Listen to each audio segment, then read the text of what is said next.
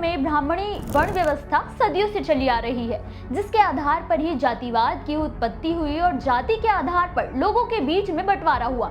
हालांकि जब आप ऋग्वेद पढ़ते हैं तो आपको पता चलता है कि चारों वर्ण, जिसमें ब्राह्मण, क्षत्रिय, वैश्य और शूद्र शामिल है, उनका बंटवारा जाति के आधार पर नहीं बल्कि उनके किए गए कामों के आधार पर होता था। लेकिन समय के साथ कई बड़े बदलाव हुए और ये जाति का आधार ही बन गया। चारों वर्ण व्यवस्था की उत्पत्ति के जनक हिंदू धर्म में रचयिता ब्रह्मा को कहा जाता है, जिनके मुख के ब्राह्मण, भुजाओं से क्षत्रिय वर्ण, जांघों से वैश्य वर्ण और पैरों से शूद्र वर्ण का जन्म हुआ था, जहां ब्राह्मणों को ज्ञान और शिक्षा के आधार पर चयनित किया जाना था। तो वहीं जो रक्षक होगा वो क्षत्रिय और जो व्यापार करेगा, खेती करेगा, वो वैश्य कहलाएगा। साथ ही जो श्रम और सेवा करेगा उसे शूद्र कहा जाना चाहिए था, लेकिन इसे पूरी तरह से अलग करके प्रेजेंट किया गया। मगर एक विषय ऐसा भी है जिस पर ब्राह्मण चर्चा तक नहीं करते, वो ये है कि पृथ्वी का शूद्र कहलाना। ये तो आप सभी जानते होंगे कि शूद्र जिस धरती पर रहते हैं वहाँ ऊंचे कुल के लोग पांव भी नहीं रखते थे।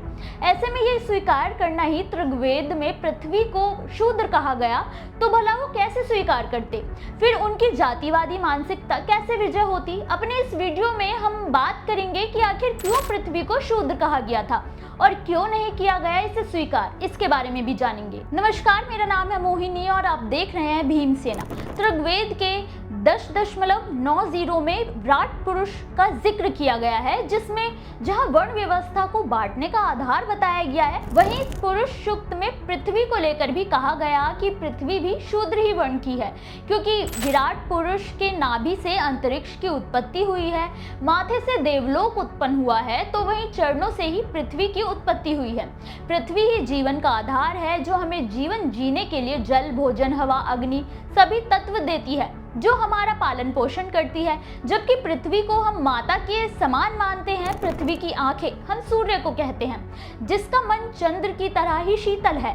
समस्त संसार के अच्छे बुरे सभी चीजों को धारण करने वाली पृथ्वी असल में शूद्र है, जो हर एक जीवित मृत प्राणी के जीवन का आधार है। तो जब पृथ्वी पूजनीय है, पृथ्वी सबसे श्रेष्ठ है, तो फिर शूद्र वर्ण नीच कैसे हो गया?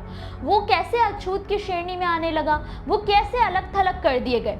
आखिर क्या है कारण? कारण साफ है कि जिस ऋग्वेद में विराट पुरुष के पैरों से उत्पन्न होने के कारण शूद्र वर्ण को नीच बताया गया, वही पृथ्वी को श्रेष्ठ कैसे बना दिया गया? अगर आप आकलन करें तो जिन लोगों के पास शिक्षा का आधार है, उन्होंने वेदों पुराणों के ज्ञान का इस्तेमाल अपनी सहूलियत के हिसाब से किया होगा, और जब उन्हें लगा होगा कि अगर शूद्र वर्ण के लोग पढ़ने लगे तो उनका झूठ सामने आ जाएगा, तो उन्होंने वेदों पुराणों के नाम पर लोगों को भड़काने और बरगलाने का काम किया होगा, जिससे शूद्र धीरे धीरे कमजोर, अनपढ़ और अलग थलग होते गए। समय के साथ वर्ण व्यवस्था जाति के आधार पर बट गई। उनके लिए जो कार्य करने पर वर्ण चुना जाता था, वो धीरे धीरे विलुप्त होता चला गया और वर्ण व्यवस्था के साथ भेदभाव, जातिगत भेदभाव की पहचान बन गई, जो कई सदियों से चली आ रही है और समय के साथ जीवन का हिस्सा बन गई।